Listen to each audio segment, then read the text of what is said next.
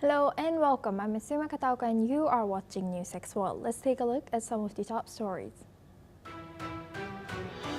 US President Donald Trump will meet officials from Saudi Arabia, UAE, Qatar, Egypt, Jordan, Turkey, Indonesia, and Pakistan to discuss the Gaza crisis amid Israel's escalating assault. White House Press Secretary Karoline Leavitt has confirmed. Local media has also reported that Trump will also present a proposal for post-war governance in Gaza.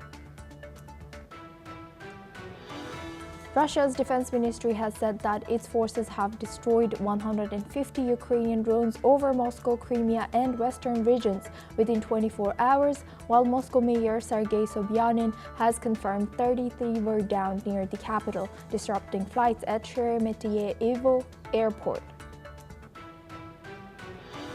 Britain's luxury car maker Jaguar Land Rover, owned by India's Tata Motors, will extend its factory shutdown until October 1st. Following a cyber attack earlier this month, the three British factories, which produce around 1,000 cars per day, plan a phased restart amid warnings from unions that job losses could occur without additional support.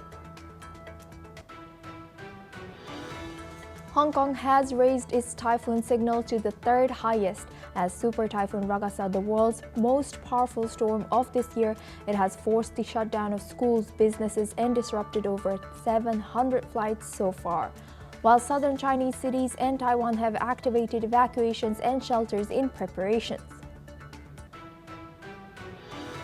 Guinea's new constitution appears that it is set to pass with 90.6% support from more than 4.8 million votes casted, potentially allowing coup leader Mamadi Doumbouya to run for president. Turnout exceeded 70% in the referendum, marking a critical shift since Doumbouya seized power in 2021. The foreign ministers of the US, South Korea, and Japan have all expressed concerns over destabilizing activities around the Taiwan Strait and rejected unlawful maritime claims in South China Sea. China's foreign minister has slammed the remarks as irresponsible, while Taiwan's foreign ministry has welcomed the support.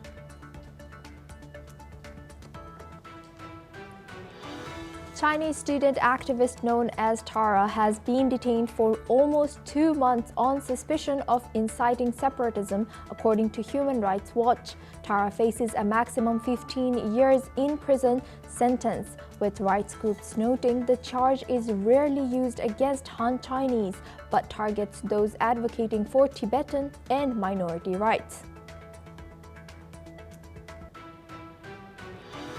Sri Lanka's Energy Minister Kumara Jayakodi has said that the country has no immediate plans to import LNG from India because of lack of storage and infrastructure, and it will take at least 3 years to complete them.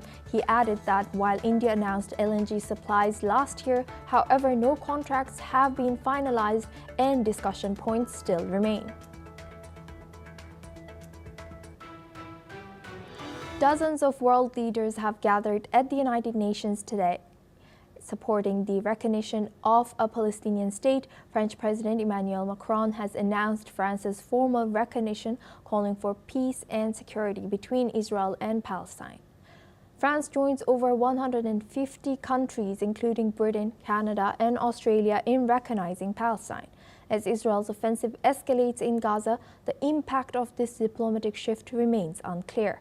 France has pledged to recognize Palestinian statehood, a move that has been met with fierce resistance from Israel and the US, who warn it could undermine peace efforts. Let's listen into a few local reactions.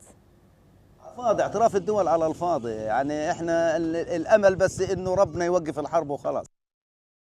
تظاهرة عالمية أوجدت القيادة الفلسطينية من خلال كلمة فخامة الرئيس أن هناك بديل لهذه الحروب وسفك الدماء، وآن الأوان لكي يكون هناك عقلاء في إسرائيل يجلسوا إلى طاولة مفاوضات وإنهاء دوامة العنف إلى الأبد في هذه المنطقة، لأن هذه السياسة الحرب والإبادة والشعور بالنشوة والاستعلاء ضد الآخر لا تهدد الأمن والاستقرار في هذه المنطقة وإنما في كل الإقليم، ومن الممكن ولو الأمن انه معنوي بس تاثير يعني بدنا نشوف الردة هذا العدو، الرد سيكون على هذا القرار. طبعا ننتظر رد الحكومة المتطرفة وعلى رأسها نتنياهو. هاي الحكومة اللي عم بتصر على انه يعني بدها تضم. لذلك نحن بنقول سنقاوم هذا العمل، وإن شاء الله يعني أكيد بمساعدة هاي الدول اللي اعترفت بهاي الدولة الفلسطينية سنكون يعني أمام خيارات صعبة، ولكن احنا مؤمنين أن قضيتنا العادلة ستصل إلى بر الأمان وسننال حقوقنا المشروعة. Dozens of world leaders gathered at the United Nations on Monday supporting the recognition of a Palestinian state. French President Emmanuel Macron has announced France's formal recognition, calling for peace and security between Israel and Palestine. France joins over 150 countries, including Britain, Canada, and Australia, in recognizing Palestine. As Israel's offensive escalates in Gaza, the impact of this diplomatic shift remains unclear. France pledged to recognize Palestinian statehood, a move that has been met with fierce resistance from Israel and the U.S., who warn it could undermine peace efforts. Now we move on. Israeli strikes have destroyed several houses in Gaza City Shati camp overnight, killing several people, according to the Gaza's Health Ministry. According to reports, the buildings that were sheltering displaced families were hit while residents were asleep. The strikes came as Israel has intensified its ground offensive in Gaza City, which it describes as the last stronghold of Hamas.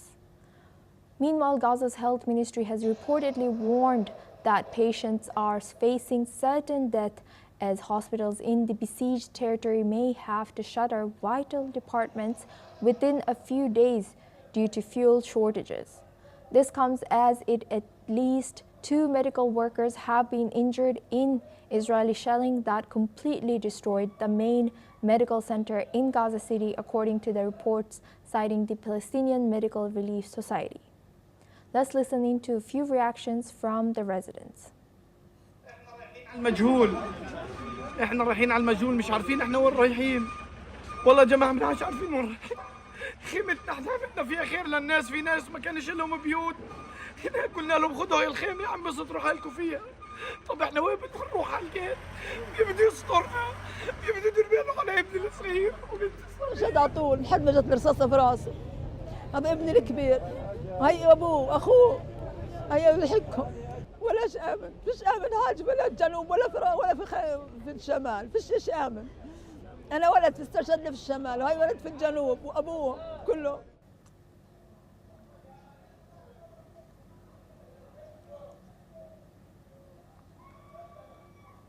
Israeli strikes have destroyed several houses in Gaza City Shati camp overnight, killing at least several people, according to the Gaza's Health Ministry. According to reports, the building that were sheltering displaced families were hit while residents were asleep. The strikes came as Israel has intensified its ground offensive in Gaza City, which it describes as the last stronghold of Hamas. Meanwhile, Gaza's Health Ministry has reportedly warned that patients are facing certain death as hospitals in the besieged territory may have to shutter vital departments within a few days due to fuel shortages.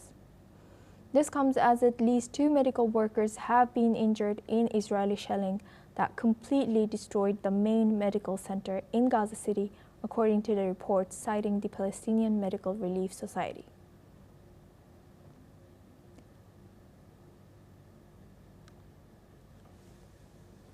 Now we move on. Russian Defense Ministry has said that Russia has retaliated for Ukraine's strike on Crimea by hitting bases of Ukrainian special forces and foreign mercenaries.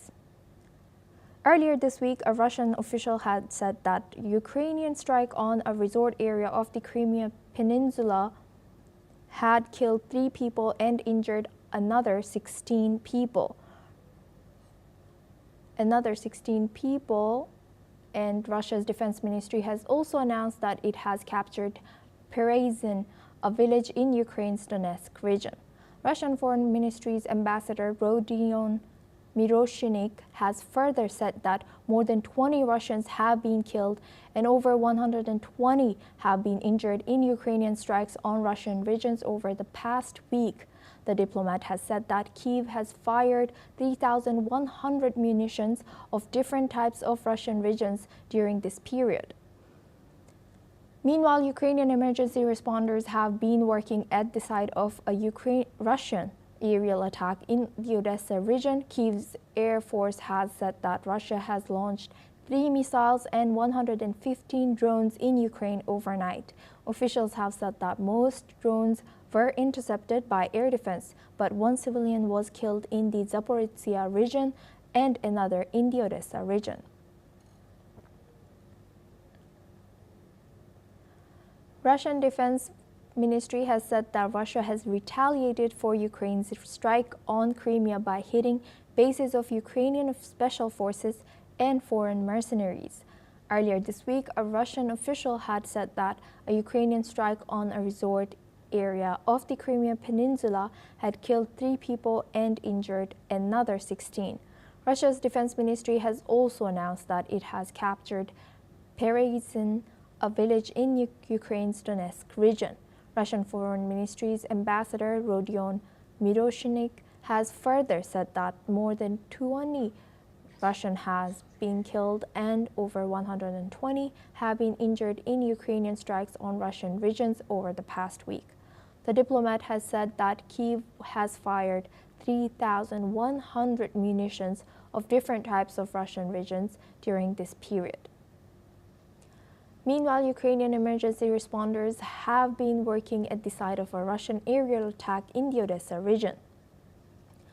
Kyiv's Air Force has said that Russia has launched 3 missiles and 115 drones in Ukraine overnight. Officials have said that most drones were intercepted by air defense, but one civilian was killed in the Zaporizhzhia region and another in the Odessa region.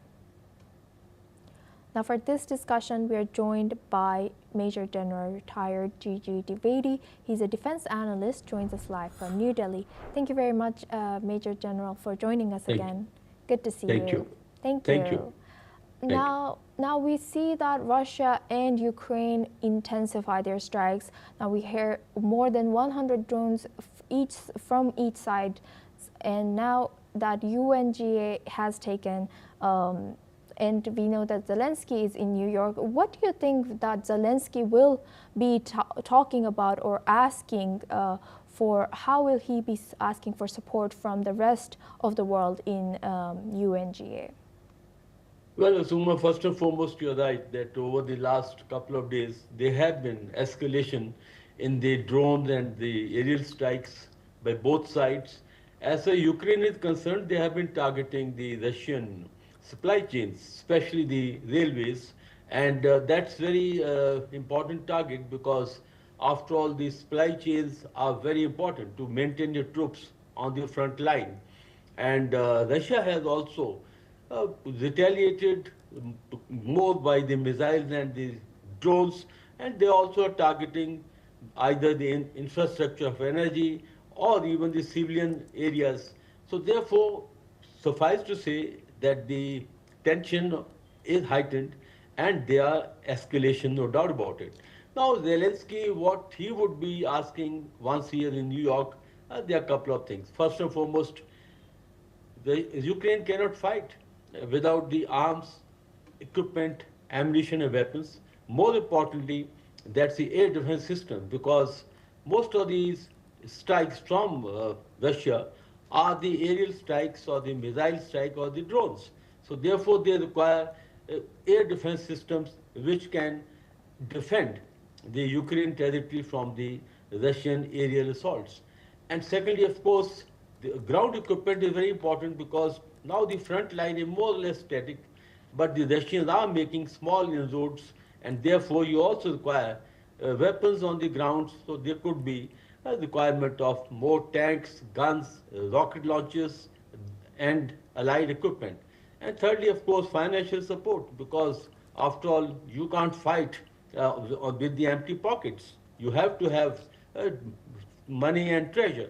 So I think what Zelensky, in nutshell, will be asking primarily the air defense systems, most important, the air defense missiles, ground equipment to hold on the line, and of course the political support and financial support as well, because the war is not going to end anytime soon. It appears that President Putin wants to gain some more territory so that he has a good bargaining position on the table. Now he is controlling about 20% of Ukraine, but his effort is to gain more territory and also go in for swaps, because he has indicated that he is willing to swap certain more territory once he gets the complete control of Donbass area, that is Luhansk and Donetsk area, which is primarily the area of contest between Ukraine and Russia. And Major General, what do you think that since now it seems that Trump is not as actively pursuing the peace talk between Russia and Ukraine as if you compare to earlier this year? So how do you think that he will still say something in this UNGA? Do you think that he will still try to negotiate peace between Russia and Ukraine? Well, no doubt about it, because President Trump had come on this promise in his second term as president that he'll stop the war as soon as he takes over the presidency, but that hasn't happened. And the last meeting in Alaska conveyed a very clear message that Putin is not going to end this war anytime soon. Rather, Putin has got better of Trump in this meeting that took place, and instead of ceasefire, he was more interested in actually signing a peace accord. So I think President Trump has also changed his stance, because he has expressed his displeasure on a couple of occasions as to why Putin is not coming on the table for peace talks, and therefore there is a change in his stance. And in fact, a couple of days back, when there were intrusions or violations on Poland, on Estonia, I think Americans spokesperson have come out very categorically and clearly that they will defend the NATO countries. So I think President Putin, if he is not coming on the table, then I think President Trump will extend the required support to Ukraine, and also he is keen that other NATO countries also step in, because so that the whole burden is not only on America. So I think that in time to come, America will supply the arms as it is. There was a agreement signed that according to which America will be supplying arms to Ukraine, though of course the funding will come from NATO. So as I can see that there is a change in the stance of President Trump, and as long as Russia or President Putin are not coming forward for negotiation, I think Ukraine will get the required support to defend itself. Right. Thank you very much, Major General, for joining us and sharing that. Please stay with us as we come back to you for our next discussion as well. Now, Kremlin has said that if U.S. does not agree to extend nuclear treaty limits for a year, measures will have to be taken.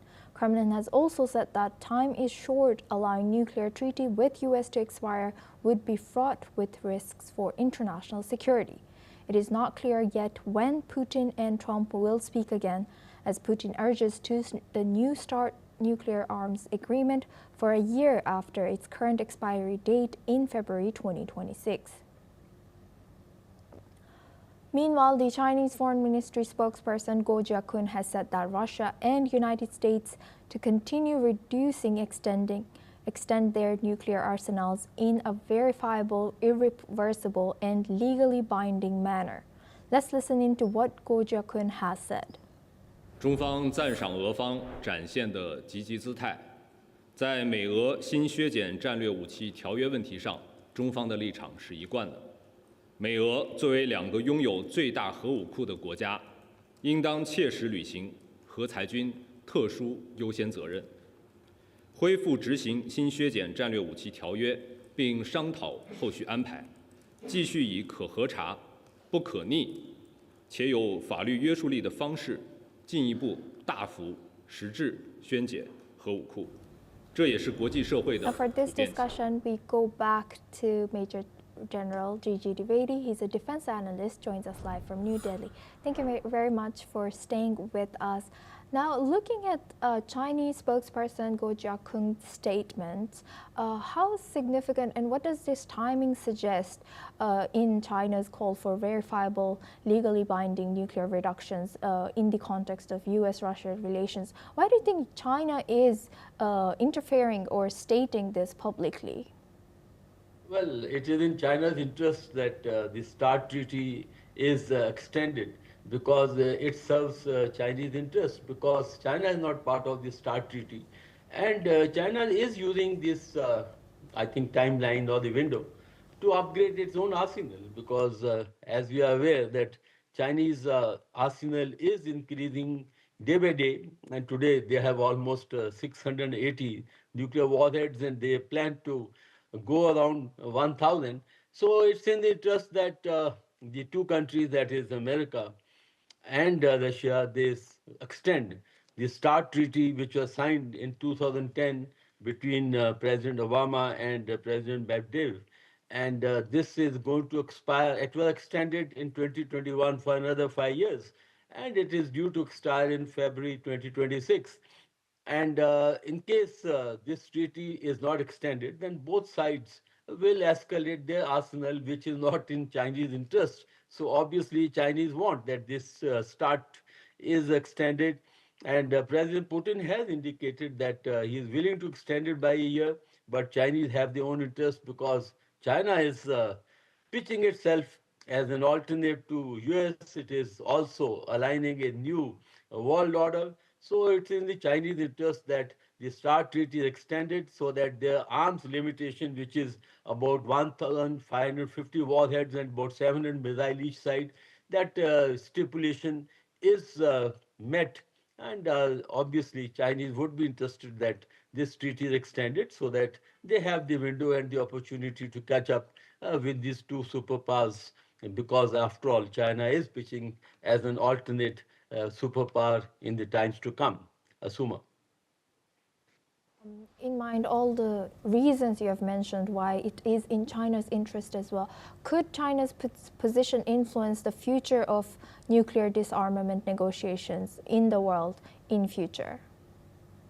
Yes, definitely, because Chinese are not signatory to any of these, agreements.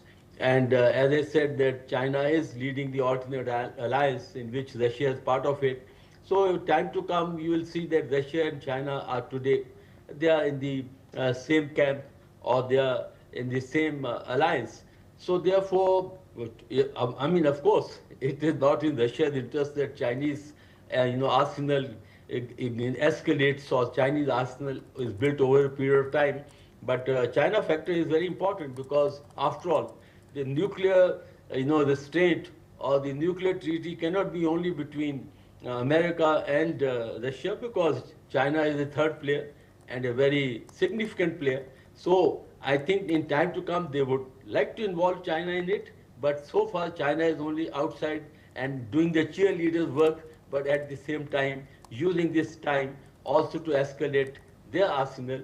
But the Chinese influence will definitely be there, because both these superpowers, that is America and Russia, would be concerned as to how China is adding on to its nuclear capability and also to its missile capability.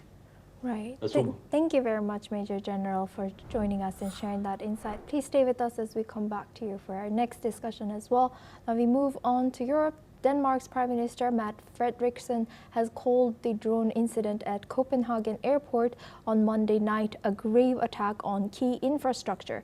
She has described it as the most serious attack on Danish critical infrastructure to date, noting it follows a trend of drone attacks, airspace violations, and hacking targeting European airports. Russia has denied any involvement with Kremlin spokesperson Dmitry Peskov, calling such accusations unfounded. Danish police have further said that the drones were operated by a capable actor, demonstrating certain abilities, and no suspects have been identified yet. The incident has forced the shutdown of Copenhagen and Oslo airports, leaving tens of thousands of passengers stranded. Authorities warned it is too early to confirm any link between the events in Denmark and Norway. Let's listen in to some of the travelers. No, they found drones, they noticed them, and they closed down the airspace as should be. So, no, not at all afraid of my safety. That's it. I think 2 hours, something like that. And we have we're going to see a football game tonight in Liverpool, so we don't think we'll make it. I don't think we'll get tickets. We didn't get there in time tonight. Now for this discussion, we go back to Major General Gigi Dwivedi. He's a retired defense analyst, joins us live from New Delhi. Thank you very much, Major General, for staying with us. Now, we have seen so many incidents, including this drone incident in these two airports, as well as cyber attacks on European airports recently disrupting all these flights. How do you analyze this European maybe security of cyber as well as in their territory? Well, definitely, Suma, is a matter of concern because aerial warfare today is the currency of the day, and maximum use is being made of drones because that's a very economical way of creating chaos and creating disturbances. And you know, if you join the dots, then you get certain patterns emerging because Russia has been violating the airspace of Poland. They have violated the airspace of Estonia. After all, what exactly is behind all this? You can only conjecture that either President Putin wants to escalate, or he is trying to test the solidarity of the NATO nations, or causing fear of psychosis. Now, when you see Denmark also in the shadow of drone attacks, and also Norway, so this shows that the area of drone warfare is extending or expanding into Europe very gradually. And what does it mean? It definitely means you are disrupting the normalcy in a country, you are causing fear of psychosis, and who is behind this? Well, I think jury is still out, but the point is that you can organize these drone type of attacks by having certain cells or by having some agents within that country who can orchestrate this type of attack, because it doesn't require very high-end technology or resources. So it could well be that these elements who are causing these drone attacks could be well embedded inside the country, and local peoples could be involved, but that point is still to be conjectured. But the issue is definitely a matter of serious security concern for the European nations, because the shadow of drone warfare is actually extending deeper into Europe, and I'm sure the European Union, the European countries will have to evolve a mechanism so that they can meet this threat. Either it is externally originated or it is being originated within the country or within the land by some elements who are aligned to the external inimical forces. Suma.